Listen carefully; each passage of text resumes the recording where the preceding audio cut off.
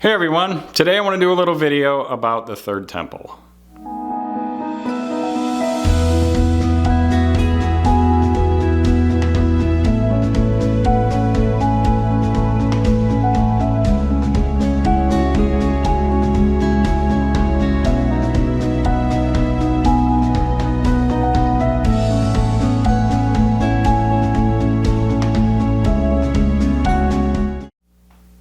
Shalom everybody, and welcome to Beit Tefillah. I was asked a question a while ago, and I want to try to answer that question with this video today. The question is, I was wondering if you thought that the building of the third temple has any significance to those who truly follow Torah and do not believe in the Messiah. Well, that's a great question, and I've been asked a lot of questions about the third temple and its building over the last several years, and I've never done a video on the topic, so I thought I would today. Let's get into it. Let me just say up front here that the Bible doesn't actually say there will be a third temple built on this version of the earth before God puts an end to it.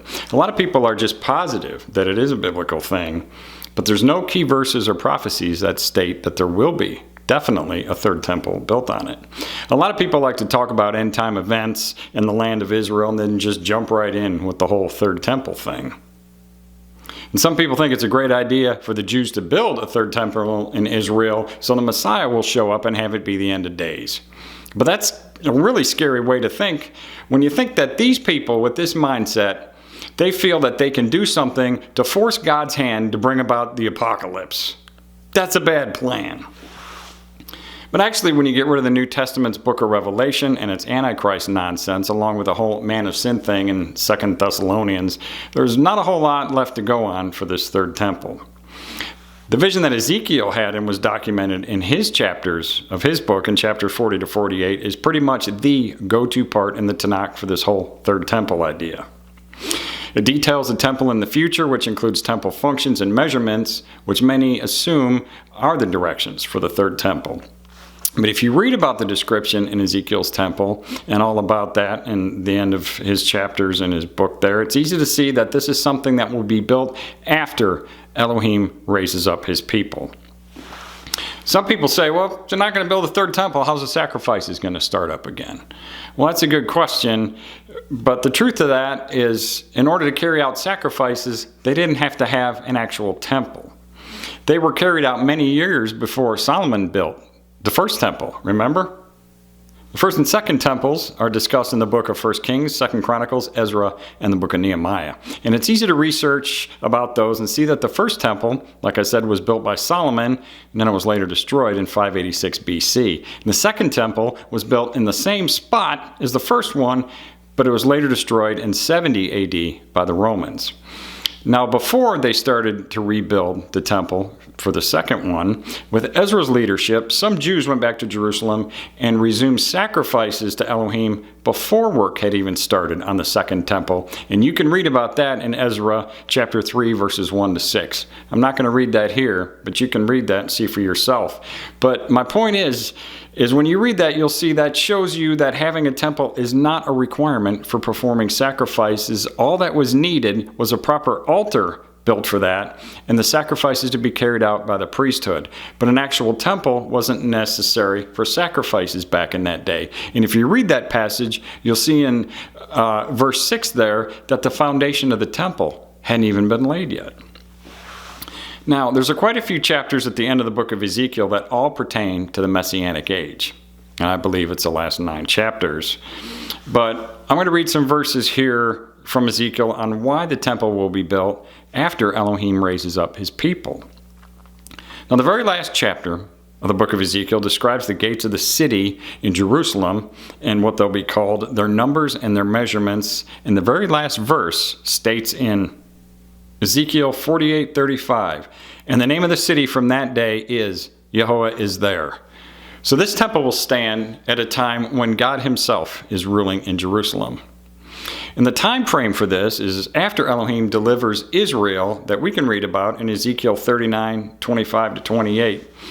Therefore, thus said the Master Yehovah, now I am going to bring back the captives of Jacob, and I shall have compassion on all the house of Israel, and shall be jealous for my set-apart name.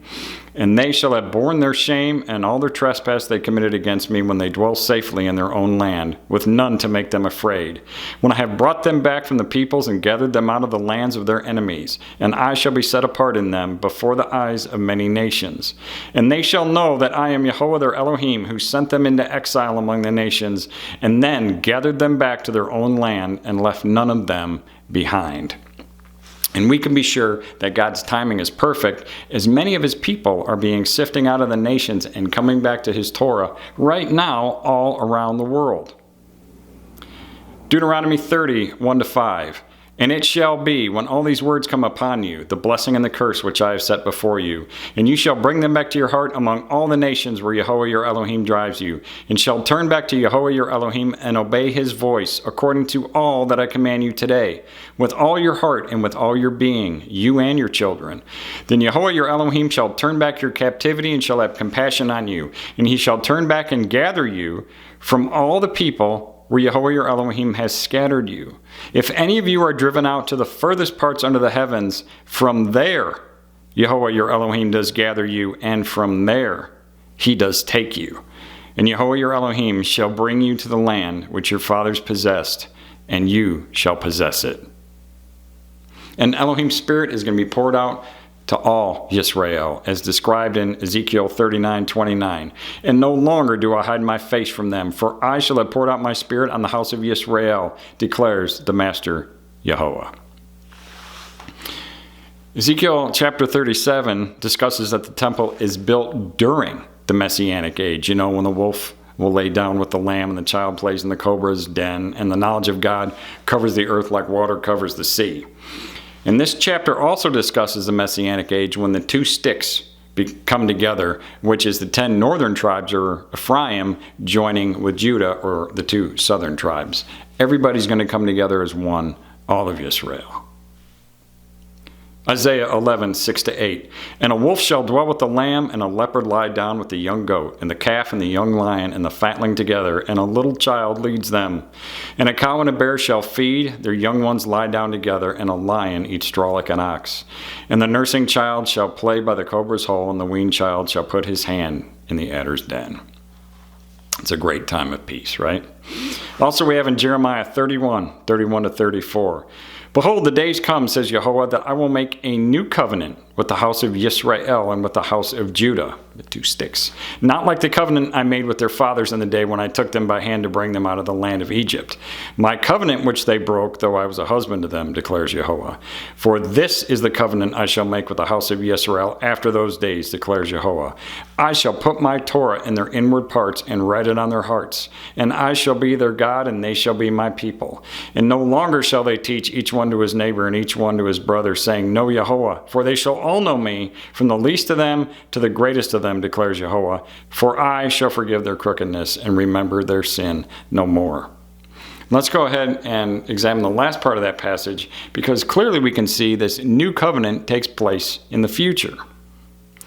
And no longer shall they teach each one his neighbor and each one his brother, saying, Know Yahweh, for they shall all know me, from the least of them to the greatest of them, declares Yahweh. For I shall forgive their crookedness and remember their sin no more. So regarding that passage, let me ask a few questions, mainly for those who are Christian and think that they're under a new covenant now, okay? Does anyone today still need to teach the Torah? Yes. Does everyone today know Yahweh from the greatest to the least? No. Has all the sin been forgiven yet? No. So clearly this is speaking of a future time in the next life or in God's eternal kingdom when we are placed back on the new earth. Okay, no one's going to heaven. That's nonsense. God is going to put his people back on the land. It says that the meek will inherit the earth, not the heavens, right? What point would it be for God's knowledge to flow all over the earth like water covers the sea, and all this is going to happen if nobody's going to be here, because they're all going to be either up in heaven floating on the clouds or rotting and burning away in hell? No, we're going to be put back on this earth. It's all going to be cleaned up. It's all going to be nice and neat, and there will be peace, and everyone will obey. We will all know God's Torah because it's going to be written on our heart, okay? There will be a brand new covenant at that time, but we haven't been given it yet. The bottom line is a whole lot needs to happen before we get a third temple. So who is it exactly that wants to build this third temple now? It's a group of religious Jews going under the name of the Temple Institute. They are the ones that would like to get it going. They've already fashioned a lot of certain accoutrements for the temple, and they're the ones who want to make it happen. They're a small group, but they're very vocal about their plans and desires for this to happen. But it's not up to them, it's up to the state of Israel to sanction that. And does the state of Israel plan on building a third temple? No, they have no plans to do so. For one main reason is there's a very large mosque there on the Temple Mount, Al-Aqsa Mosque, right? They can't just take that down. There would be a holy war of epic proportions if they would do something like that. That's up at a later time for God to decide if that's even where he wants his temple to be, okay? Don't know yet. But I believe if there is to be a third temple, that it will be someday when God destroys this version of the earth. Remember, he said, I'm going to create a new heaven and a new earth. When he creates a new version of this earth and his people are raised up and put back on it, and the new covenant will be given to his people, then we will build this third temple. Well, that's all I have for this video today. Thanks for listening, everyone, and being a part of Beit Tefillah. I hope this video blessed you. Please sub to our channel if you haven't done so yet. Shout out and shalom to all who are Yisra'el and scattered worldwide in the dispersion. Everybody be blessed and have a wonderful day.